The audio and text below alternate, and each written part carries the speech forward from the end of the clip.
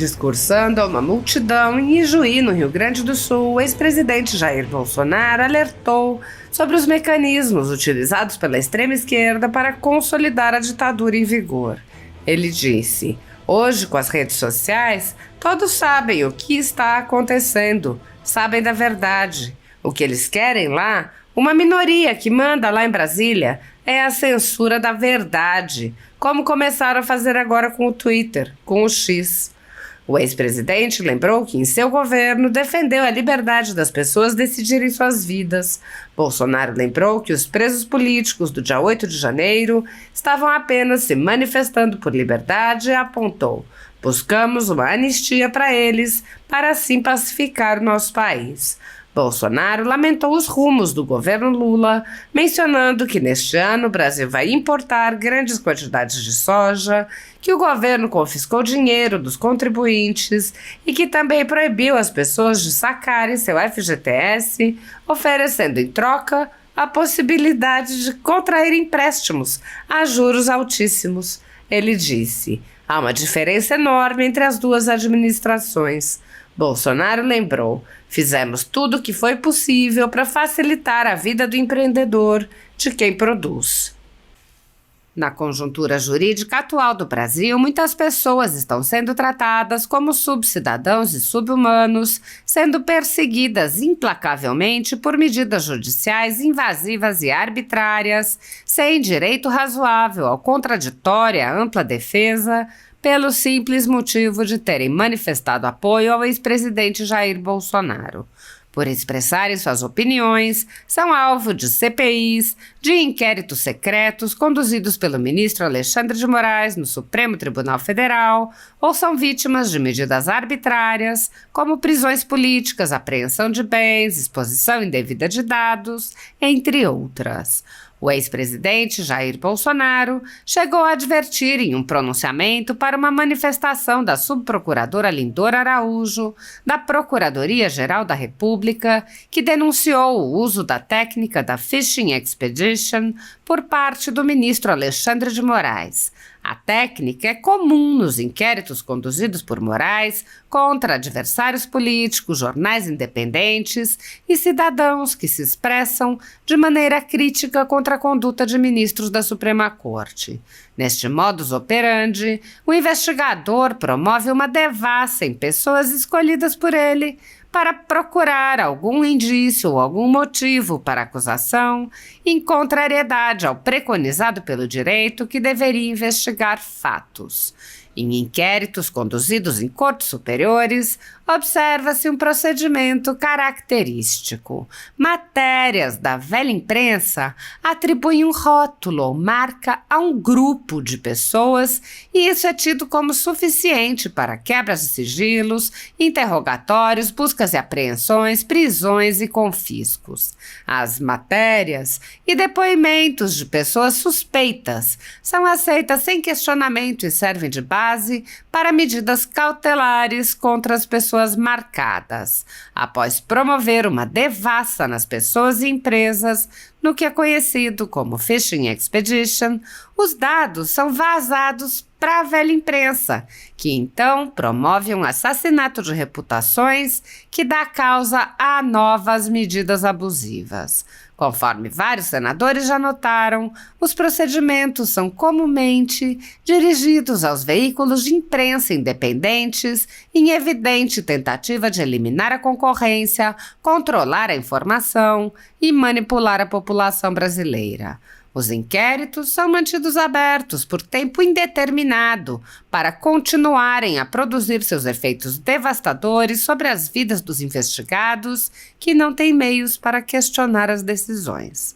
Em um inquérito administrativo no Tribunal Superior Eleitoral, seguindo esse tipo de procedimento, o ministro Luiz Felipe Salomão ordenou o confisco da renda de diversas pessoas, sites e canais conservadores, inclusive a Folha Política. A decisão recebeu elogios dos ministros Luiz Roberto Barroso, Alexandre de Moraes e Edson Fachin.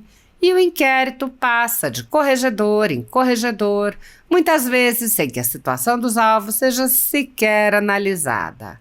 Após o ministro Luiz Felipe Salomão, já foram relatores do inquérito os ministros Mauro Campbell Marques e Benedito Gonçalves, e o atual relator é o ministro Raul Araújo. A decisão de Salomão não discrimina os conteúdos e atinge a totalidade da renda dos sites, com o objetivo de levar ao fechamento dos veículos por impossibilidade de gerar renda. Todos os nossos rendimentos de mais de 20 meses de trabalho são retidos sem base legal. Se você apoia o trabalho da Folha Política e pode ajudar a impedir o fechamento do jornal, doe qualquer valor à empresa Raposo Fernandes através do Pix, utilizando o QR Code que está visível na tela ou o código ajude@folhapolitica.org. Caso não utilize Pix, há a opção de transferência bancária para a conta da empresa Raposo Fernandes, disponível na descrição deste vídeo e no comentário fixado no topo. Há mais de 10 anos, a Folha Política vem mostrando os fatos da política brasileira e dando voz a pessoas que o cartel midiático quer calar. Pix ajude@folhapolitica.org. Assista. Lá em Brasília, o órgão de lá. Nós vamos esquecer o passado, vamos olhar para frente. Temos essa responsabilidade aqui, abaixo de nós. E a gente não pode desistir do nosso país. Não tenho obsessão pelo poder, mas tenho paixão por esse país. Vai dar certo. Porque o mal nunca venceu o bem. Hoje, com as mídias sociais, todos sabem o que está acontecendo e sabem da verdade. O que eles querem lá, uma minoria que manda aí em Brasília, é a censura da verdade, como começaram a fazer agora com o Twitter, o X.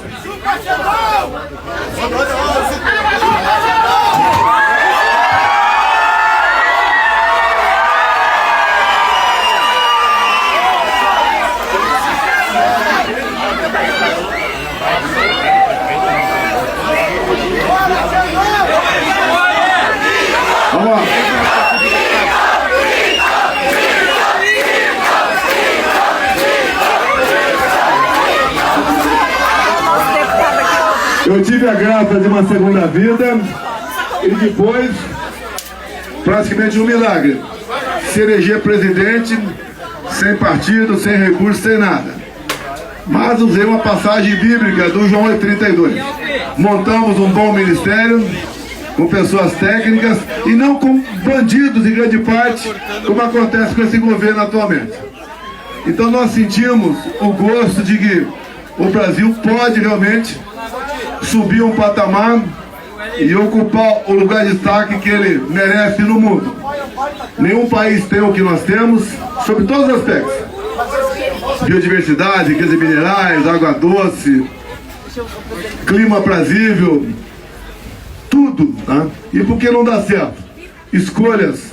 Escolheu mal, todo mundo paga a conta. Liberdade é você decidir o seu futuro sem prejudicar terceiros.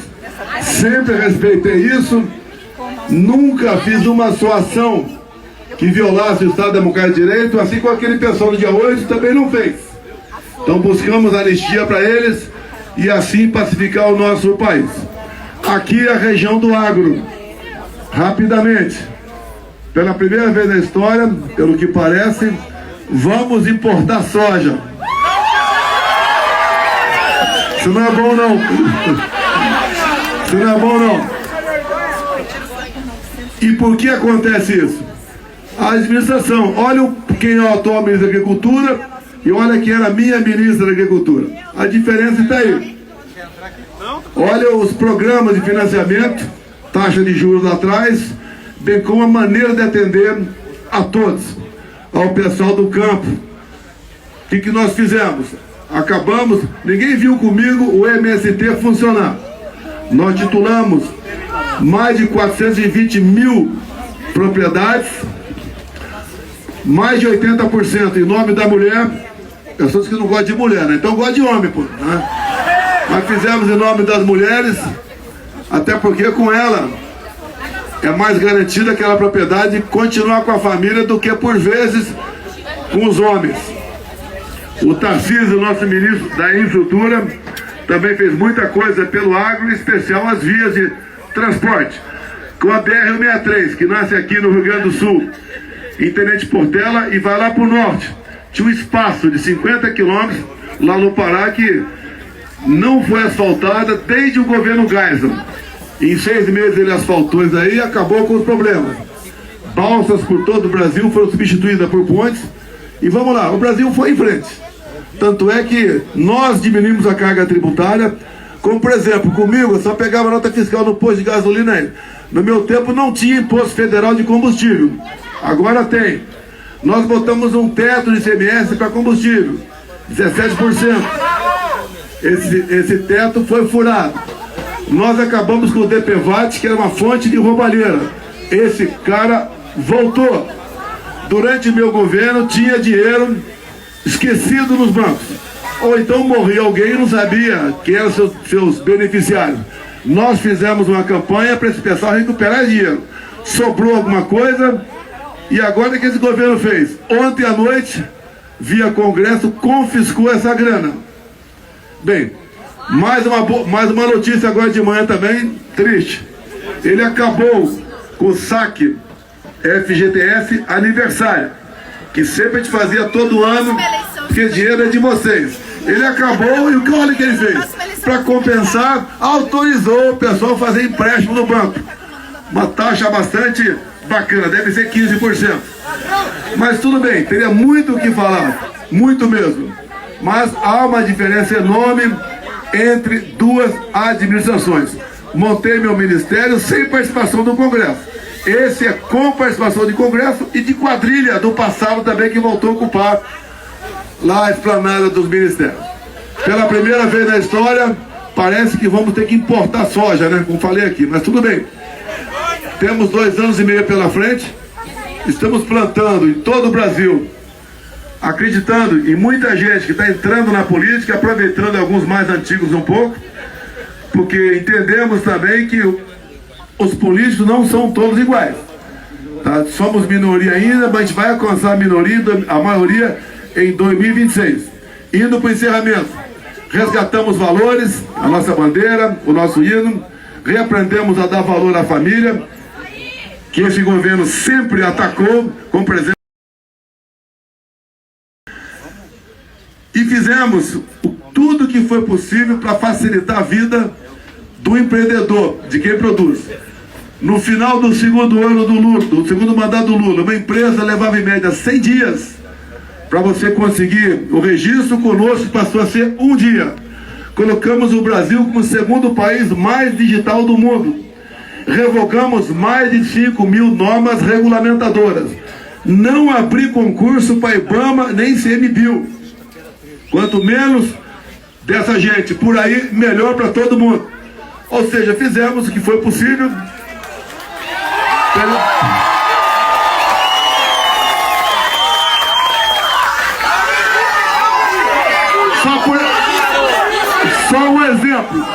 Só um exemplo aqui.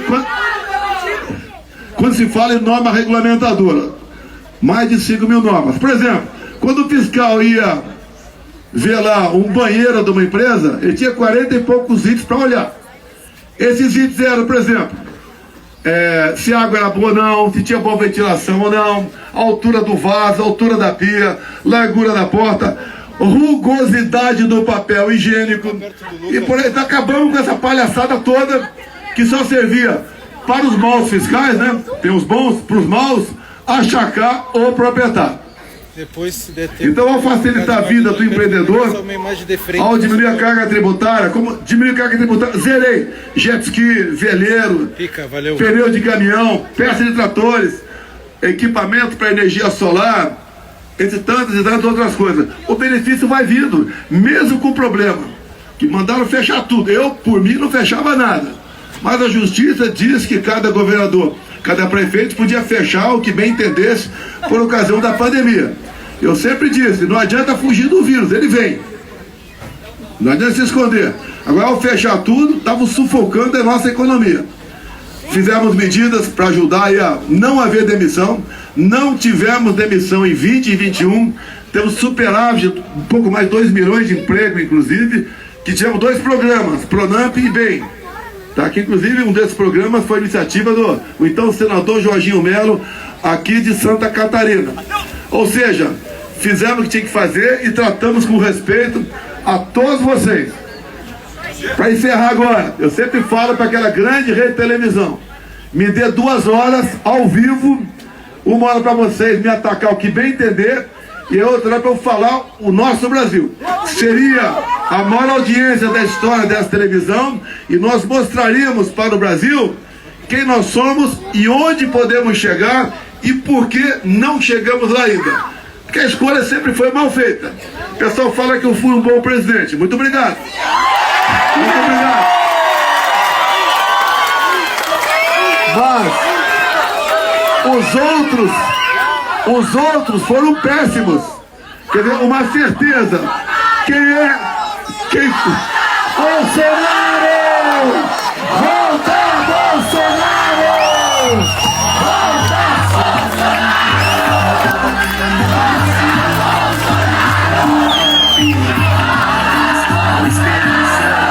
Por exemplo, dá para comparar a Janja com a Michele? Muito obrigado, pessoal, pela atenção, pela consideração. Juntos nós vamos resgatar o nosso Brasil. Muito obrigado, gauchada. Um abraço dos homens, um beijo às mulheres. Excelente!